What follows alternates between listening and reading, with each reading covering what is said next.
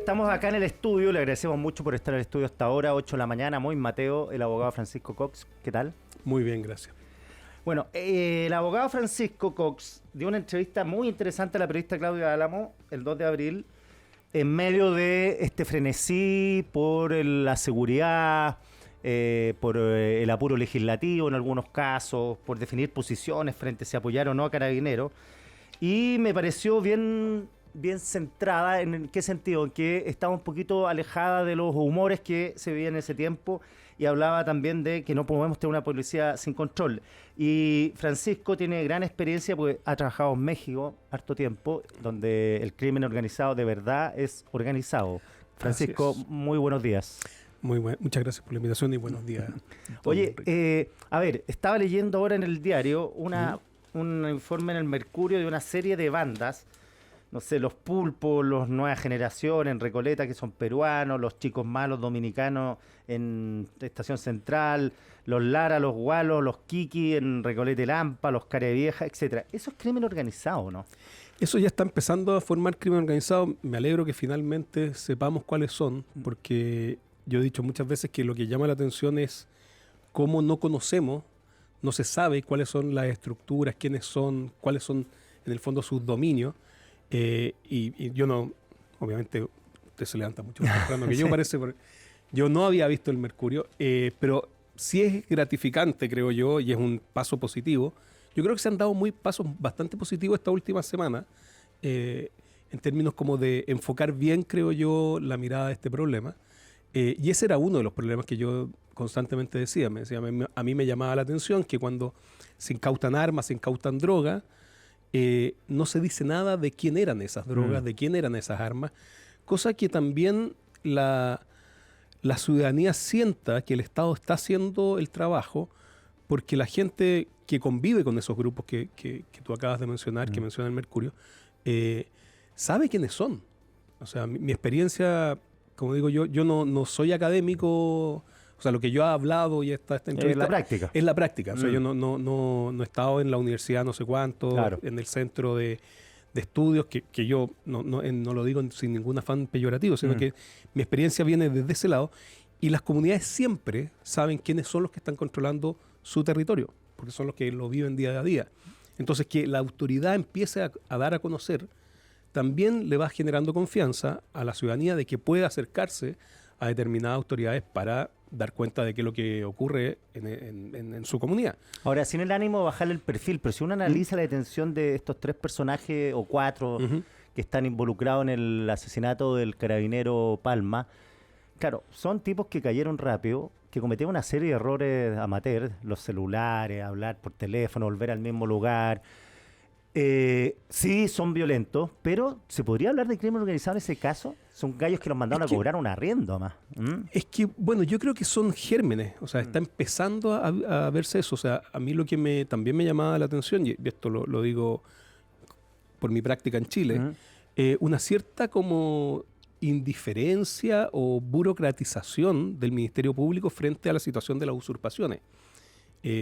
Si tú hablas con abogados en general que ejercen, cuando tú empiezas a ver esta ocupación de sitios que después los convierten en verdaderos lugares para arrendar más piezas a distintos lugares, la dinámica es siempre la misma. Es un grupo que controla ese lugar, que cuando vienen carabineros a desalojar, los llenan de niños, de guagua, claro, pero que cuando tomaron eran armados y cuando pasan amenazan. Entonces, pero la actitud del Ministerio Público era, bueno, un delito de usurpación, cuando tú claramente veías que había una asociación ilícita para eso y eso probablemente muchos de esos grupos, ese es su negocio. La extorsión es una de las cosas más preocupantes. O sea, si tú hablas con gente de México de mi edad, 54 años, te dicen que que los narcos, por ejemplo, en su época eran casi empresarios, obviamente con un giro ilícito, claro, pero no hacían extorsión, no mataban a civiles, o sea, gente fuera de como de la competencia, y no eran con el nivel de ¿cómo se llama?, de sadismo que tú ves ahora en México. O sea, yo he visto videos que son francamente horrorosos. ¿Y por qué mutó eso? Esa es el gran clivaje que se produce, el cambio ahí, es con los Zetas. Los Zetas son los que... y los Zetas tienen un origen, y por eso también yo he advertido mucho en la entrevista, claro, de acercar demasiado o usar demasiada fuerza y demasiada especialización, porque el contacto cotidiano puede generar que se conviertan en narcos. Y los policías narcos, claro. Exacto. ¿Los Zetas eran militares o policías? Los Zetas eran las fuerzas especiales de México, que son enviadas al norte y en el contacto en distintos lugares, en prostíbulos, en café, en bares, terminan convirtiéndose en la guardia privada del cartel del Golfo, y una vez que el presidente Calderón le declara la guerra al narco y descabeza muchos de estos carteles, lo que hacen los Zetas es decir, bueno, entonces, ¿para qué vamos a seguir siendo guardias? Seamos nosotros ¿cómo se llama? Los narcotraficantes. Y ellos implementan estas cosas de colgar gente en los puentes, de decapitar, y eso se empieza a imitar por los otros, y eso es lo que genera esta escalada excesivamente violenta en México. Y además México tiene un problema que yo creo que Chile todavía no lo tiene. Yo por aficionado pedí por acceso a información en la incautación de armas en Chile, a Carabineros y a la PDI, que dicho sea de paso no tienen los mismos criterios de clasificación. Ya, y debería haber una base de datos. Debiera haber una sola base de datos. De hecho, pedí a la Dirección General de Movilización y ellos me dijeron que no tenían ese dato. Que uno piensa que es como el que se debiera centralizar, todo. Exacto. Pero a mí me dijeron que no tenían esos datos y por lo tanto uno de la PDI. Y el problema que tiene México es que la frontera con Estados Unidos, que es algo que se está empezando a decir ahora, es que los carteles no podrían tener ese poder de fuego si no estuvieran tan cerca de Estados Unidos y la facilidad con la que entran las armas del norte a Estados Unidos. O sea, desde Estados Unidos a México.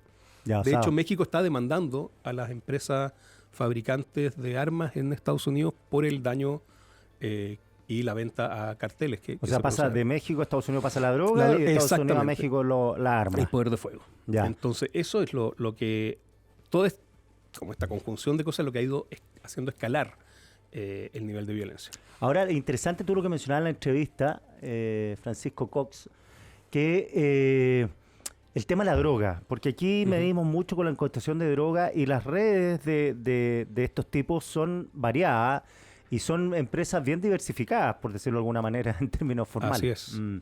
Es que como el negocio y donde ellos realmente ganan, obviamente que el poder adquisitivo lo empiezan a adquirir vía droga o alguna sustancia ilícita, ¿no es cierto? Pero el verdadero negocio está en el control territorial. Claro. Y por eso pasan rápidamente a la extorsión. Y la extorsión es cobrar piso o una comisión a todos los negocios que están en la zona, en su ámbito de influencia. Entonces, el control territorial es el gran problema. Y por eso es muy positivo. O sea, yo escuché el discurso del presidente el fin de semana, donde da a conocer los distintos pasos que iban a dar. Y en mi opinión, no por ser partidario ni nada, pero es la primera vez que yo veo como unas ideas o unos puntos enfocados en eso, en el control territorial. Me acuerdo que, ¿no es cierto?, Barrio Seguro, todas esas cosas. Claro, la legua, que la intervinieron. Pero en el fondo, esta cosa como más omnicomprensiva, porque lo que también digo en esa entrevista, porque es lo que me ha tocado ver en Venezuela, por ejemplo, es que se convierten en benefactores y crean fundaciones. O sea, el Tren de Aragua, en Aragua, tiene una fundación que se llama Somos Barrio JK. Ya. Y esa es una fundación. Entonces tú vas a buscar asistencia a la fundación.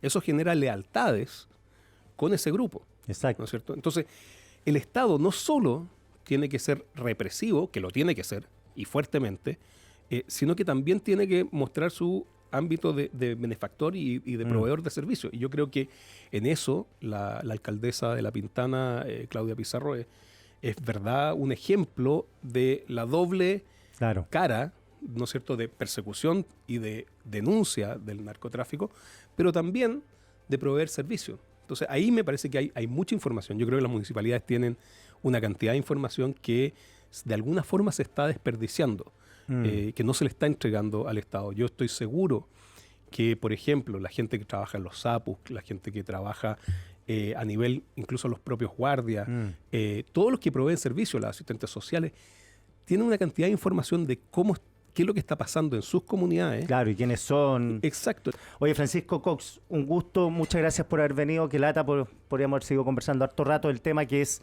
yo creo que por primera vez, como dices tú, por lo menos estamos atisbando una conversación más seria, con toda la ignorancia que tenemos respecto al tema, que hay que reconocerla, que el Estado chileno no cacha mucho el tema. Sí. Y hay mucha autoridad dando clases que pasaron por antes y me parece que debieran de tener un poco de pudor de todos los gobiernos, de todos los más signos. serios, mira, los más serios empleados te reconocen que el tema es muy difícil de controlar. O sea, que lo supera. Eso está claro.